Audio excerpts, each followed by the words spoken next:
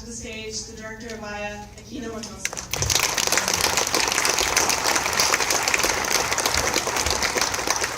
Thank you very much.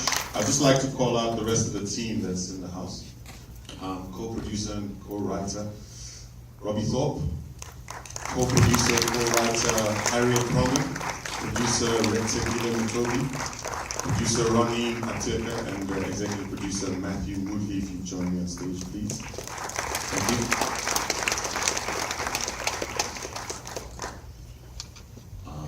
And thank you for staying.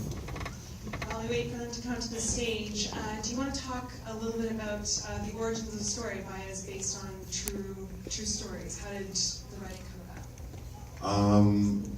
We as a company a couple of years ago had done a television series called A Place Called Home, which was based on a book which looked at the lives of people who lived in the cracks of society, of the homeless people, people who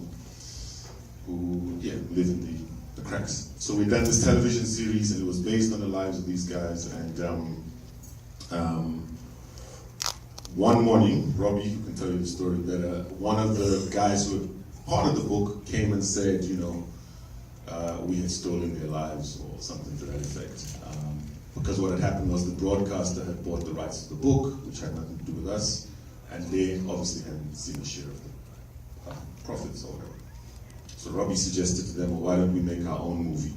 Or why don't we do something? And what happened was, over the course of 6 years, every Thursday, Robbie, eventually joined by Harriet over there, and a couple of others, met and just really started sharing stories, and he can talk a bit more about it, but it became sort of a therapeutic session where these people who their stories hadn't been told just unburdened. So for a long time it was just sharing stories.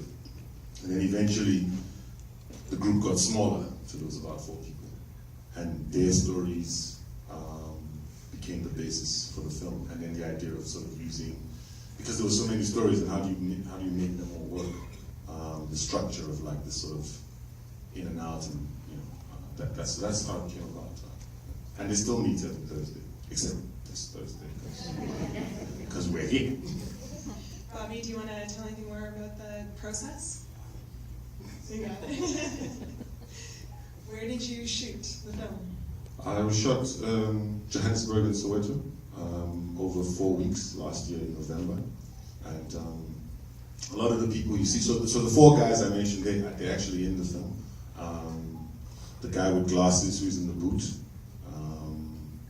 the guy who's in the shibby who helps the little girl, he's one of the writers, and it's based on his life, and the other gangster in the car who doesn't talk, and the friend who's the guy who's next to the phone booth guy, because we thought it would be great to have their DNA in the story, and for them to be part of it. And some of the stories are true, but obviously there's a fictionalized version. So I mean, in real life, the one guy, his cousin did ask him to do that, but in real life he didn't do it.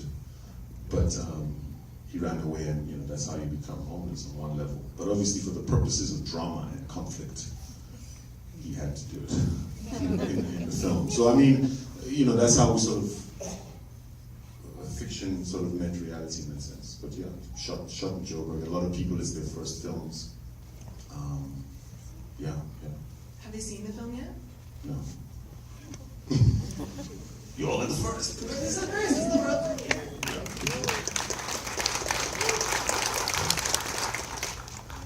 I'm going to questions from the audience. There's a lady there in a sweater. Yeah. What does Vaya mean? It means go away. Do you want to add anything? Why did you name it Vaya? Vaya means go away. Robbie, what it had a number of titles, but yeah, how did you settle on it? Well, Vaya actually has like a double meaning. It means go away, and what's the other meaning? It means to leave, to go. So it's got all these sort of double meanings, which is why she can be a swear word like Vaya. It means to go, leave, or it means a journey. So that's kind of how I ended up. Any other questions? Yes, you sir in the blue shirt. Yeah, I have a plot question. Why the two guys that kidnapped the shooter? What happened to them, and why did they kidnap the shooter? So the question is, the two guys that kidnapped the shooter, why did they kidnap him and what happened to them? Robbie will take it and then I'll jump on. So actually, that story did happen to the guy that's playing the dead body in that scene. That actually did happen to him. That was a true story. But the whole idea of what we were trying to tell, the way we structured the stories, is that as people who are powerless, who have no ability to affect their own lives, as homeless and poor people are, they often don't know what's going on. They don't know what's happening to them. So we wanted to try and get a bit visceral sense of how do you communicate that. And the way to do it is to also have moments in which the audience don't know the whole story. So there's a lot of stories here, if you think on it, or if you see it again, where you realize that you're only getting a section of the story, that you're moving through the stories, but you never know the beginning and the end. And in that way, it's designed like that, it's a bit like life. So there's actually a lot of stories, and you only get a little piece. What does that mean? What happened? We never know. But there are hints in the film. Especially if you watch it again, you'll see that we hint at some things. Like at the end of the film, he gets his cell phone back from his cousin. Yeah, which sort of ties them, ties it back to them. And like if you watch it again, you see that he does, when you meet him the first time, obviously when you watch it, you don't know it's him, but he says, I'll pick him up tomorrow, they will have. So, you know what I mean? It was like a welcome to Johannesburg. But the idea of going in and out of people's stories and having spent time working, you just never know. And I think we tried to find a way, from a cinema point of view, to be able to convey that bit of information here, that there's so many stories that the city has, and it's just, these guys are just trying to find a way. Were you always going to have that central point between them, the gangster, the boyfriend of the mother? Was he always going to be in the story to tie them together? Which one? Sorry, the boyfriend of the mother who runs the bar. Right. Yeah, I mean, I think from probably they can speak to the process more, but I think because there were so many, it was like you had so many stories, and just trying to find a mutual point. So all four of them on the train, what would link them together? So I mean, we had to find a sort of plot device to make it work, right? We have time for 2 more questions. Yes, the lady in black. What was the casting process like? The 4 leads, they did really well. How long did it take you to find those 4 leads? So the question was, what was the casting process like? How long did it take you to find the 4 leads? It took a while, because we really wanted to get people who, like I said, they're not, for a South African audience, we really wanted to get people that they haven't seen, so that you don't come to the film with any preconceived notions.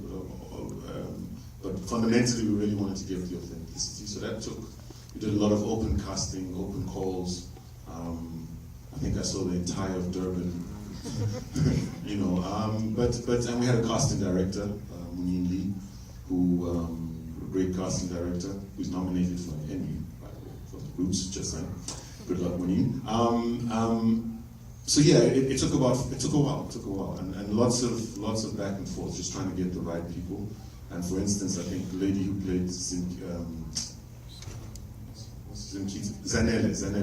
I mean, that part in particular, she was only cast about 72 hours before we started shooting, because we really had to get her that part right, and everyone we tried. I mean, so it was a very fulfilling casting process, but really, really, really long and tough just to get the right pitch and tone.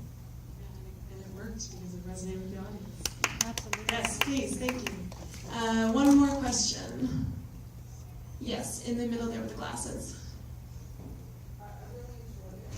I appreciate you last few sentences. I'm wondering if we're going to see a sequel to this. The question was, there's a lot of loose ends, and is there going to be a sequel?